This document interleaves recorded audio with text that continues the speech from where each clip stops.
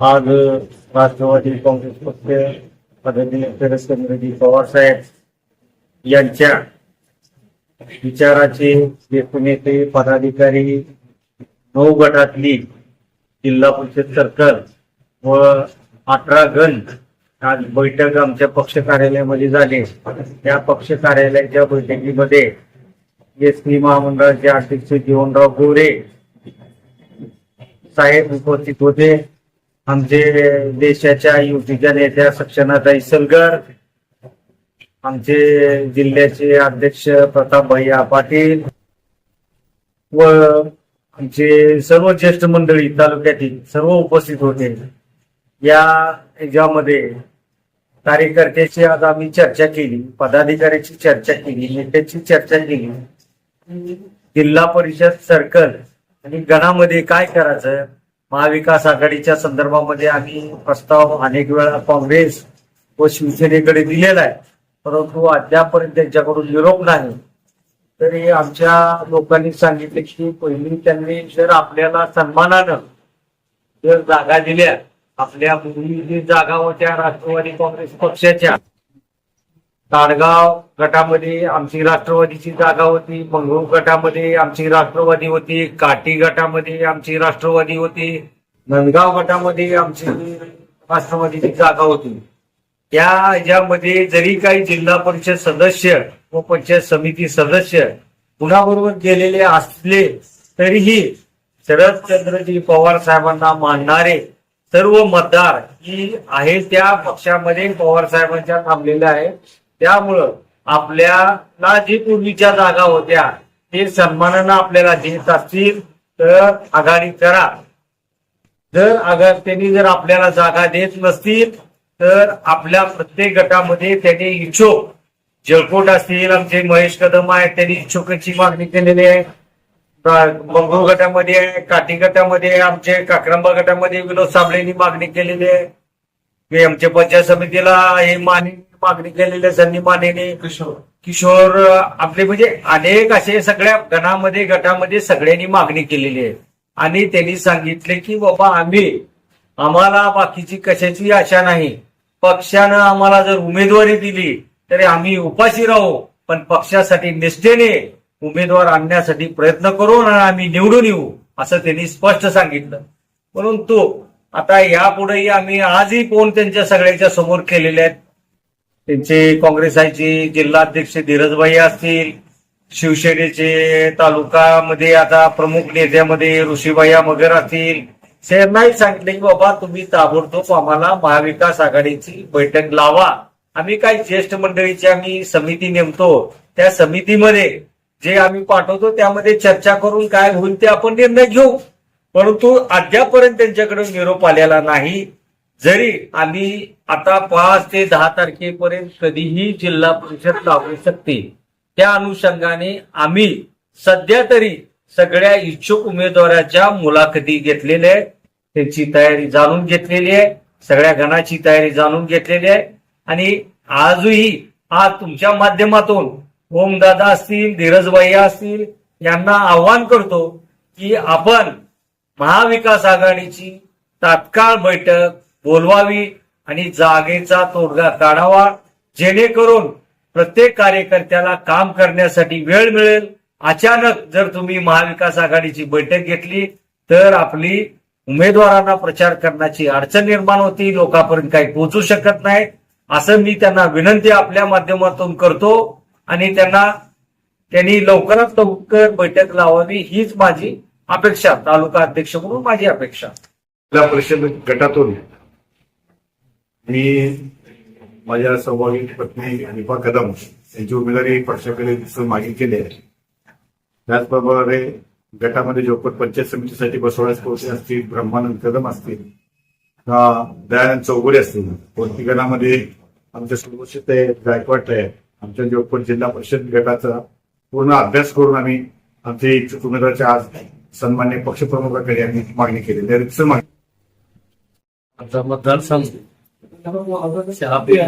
जिल्हा परिषद ही पंचायत समितीमधून एससी पुरुष आहे, तर एससी गुरु रामदास साखरे पक्षातर्फे मागणी केलेली आहे। आम्ही सर्वजण पक्षाच्या ताकदीनं त्याला निवडून आणण्याचा प्रयत्न करू. मी निशांत शापू माने राहणार कोथरी. माझ्या सौभाग्यवती संजीवनी निशांत माने ते काटगाव पंचायत समिती गणासाठी इच्छुक आहे आणि मी लढणार आणि निवडणूक जिंकून येणारच आहे. आमचे अध्यक्ष धैर्यशील यांनी आपल्याला सविस्तर असं मार्गदर्शन केलेलं आहे. त्याप्रमाणे आपल्या जिल्ह्याची कमीत कमी तालुक्याची तर आघाडी व्हावी आणि सर्वांनी लोकप्रियानं समोरच्या उमेदवाराचा पराभव करण्यासाठी एकत्र येऊन उमेदवार उभा करून सर्वांनी एकत्र येऊन निवडून आणण्याचा प्रयत्न करावा एवढीच माझी इच्छा आहे. आपण सगळ्यांनी या बैठकीला आमचे सर्व पदाधिकारी कार्यकर्ते आले होते आणि त्या बैठकीत सगळ्याचा सूर आला की बैठक एकत्र जर नाही झालं तर स्वतंत्रपणे पूर्ण तालुक्यात निवडणूक लढवायचा निर्णय झालेला आहे. आमचे उमेदवार तयार आहेत, परंतु आमची इच्छा आहे की आघाडी करून उमेदवार आणावे एवढंच फक्त या प्रसंगी मी बोलतो. जिल्हा परिषद आणि पंचायत समितीच्या अनुषंगानं शरदचंद्रजी पवार पक्षाच्या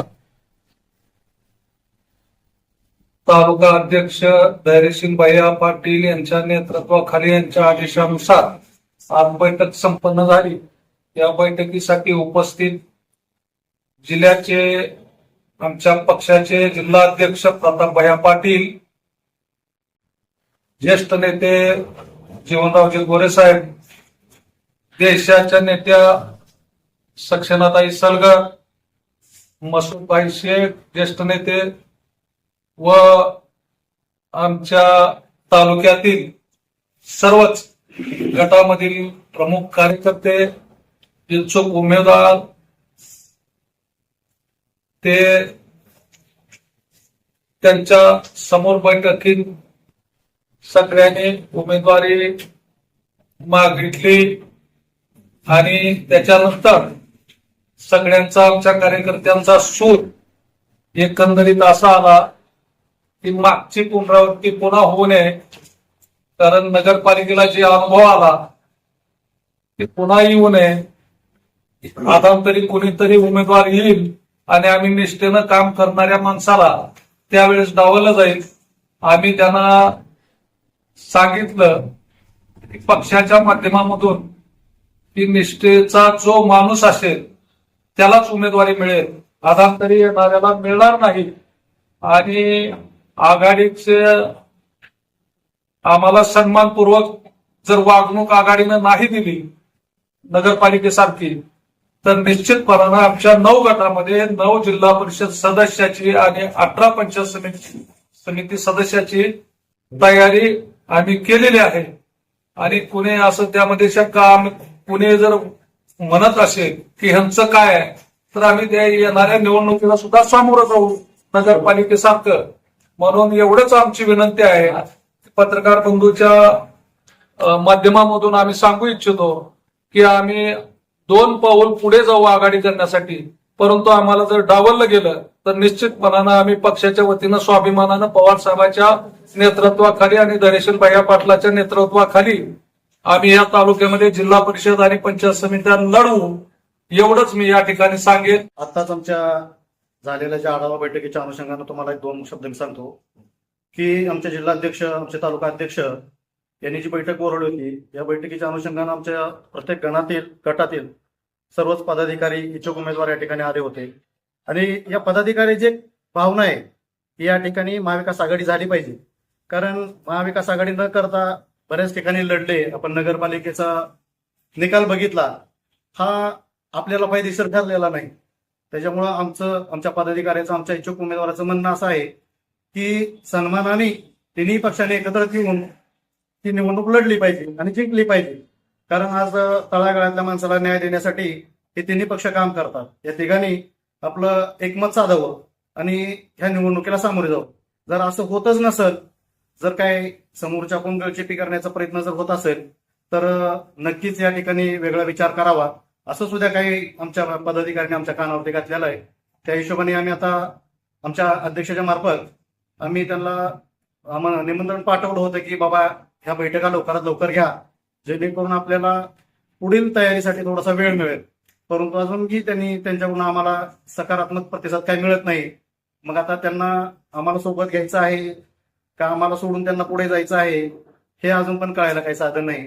पण आता मी तुमच्या माध्यमातून एवढीच एक त्यांना विनंती करतो की या तालुक्याची इच्छा आहे किंवा सर्वच आपल्या मतदार बंधू भगिनीची इच्छा आहे की आपण एकत्र राहावं आणि समोरच्या उमेदवाराला पोषक न ठरता आपण महाविकास आघाडीची सत्ता या जिल्हा परिषद आणि पंचायत समितीवर आणावी एवढंच बोलतो आणि इथं थांबतो. जय हिंद.